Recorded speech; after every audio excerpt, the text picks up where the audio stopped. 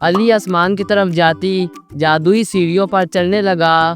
ہر قدم کے ساتھ نیچے کی دنیا چھوٹی ہوتی جا رہی تھی اور آسمان ستاروں سے روشن ہوتا جا رہا تھا۔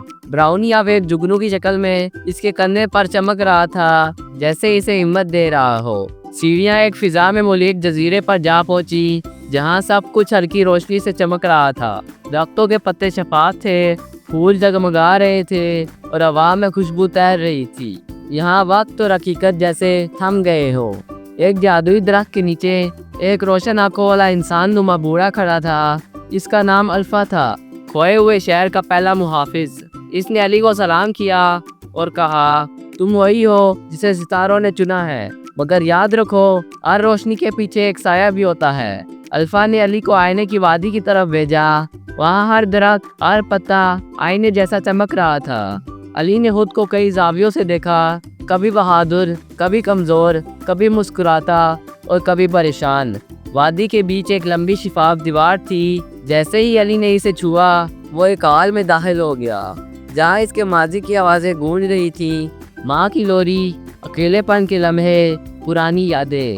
براؤنی نے اس کا ہاتھ تھپ تھپایا، جیسے کہہ رہا ہو، آگے بڑھو، تم تنہا نہیں ہو۔ حال کے دوسرے کنارے پر ایک پل تھا جو بادلوں سے بنا ہوا تھا۔ جب علی نے قدم رکھا، پل لرزنے لگا۔ ہر قدم کے ساتھ ایک سایہ سامنے آ رہا تھا، ایک کالا ایولا جسے شاہ کہا جاتا تھا۔ شاہ ایک پرانا سایہ تھا، اور اس بچے کا ہو جو اپنے خوابوں سے ڈرتا ہے۔ اس نے علی سے کہا، تم میرے بغیر کچھ نہیں، تمہاری ہمت صرف ایک دھوکہ ہے۔ علی ڈرا، مگر پھر اس نے براؤنی کی طرف دیکھا اور کہا، میری روشنی سچ ہے، کیونکہ وہ اندر سے ہے۔ علی کے ہاتھ میں اچانک ایک روشنی سے بنی تلوار آ گئی، جو ستاروں سے بنے نقوش سے سجی ہوئی تھی۔ اس نے تلوار سے شاہ کے سائے کو کاٹا اور سارا منظر روشن ہو گیا۔ اب پل کے پار ایک بڑا سیاہ دروازہ تھا، زوال کا دروازہ۔ الفا کی آواز آئی، اس کے پار وہی جا سکتا ہے جو اپنی اندر کی تاریکی کو قبول کر چکا ہو۔ دروازہ کھلنے کے لیے روشنی کی قربانی درکار تھی۔ علی نے اپنی یادوں کی روشنی سے ایک قسط کتاب میں رکھ دی۔ وہ لمحہ، ماں کی آواز، بچپن کی مسکراہٹ، عادی طور پر کھو گئی۔ تم نے قربانی دی، اس لیے تم قابل ہو۔ دروازہ کھلتے ہی علی نے دور ایک چمکتا ہوا شہر دیکھا، سٹار لائٹ، مگر شہر کے گرد ایک سیاہ دھند چھائی ہوئی تھی۔ دھند سے ایک بڑی سنہری آنکھوں والا محافظ نکلا، جس کا نام لورین تھا۔ وہ بولا، شہر کے رات کو چھونے کے لیے تمہیں 3 دائروں سے گزرنا ہوگا، یاد، یقین اور قربانی۔ علی نے پوچھا، اور اگر میں ناکام ہو گیا؟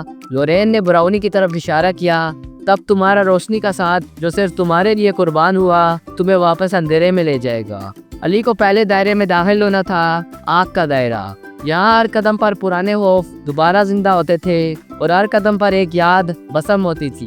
دائرے کے مرکز میں علی نے ایک کٹورا دیکھا، جس میں ستاروں کی روشنی جمع تھی۔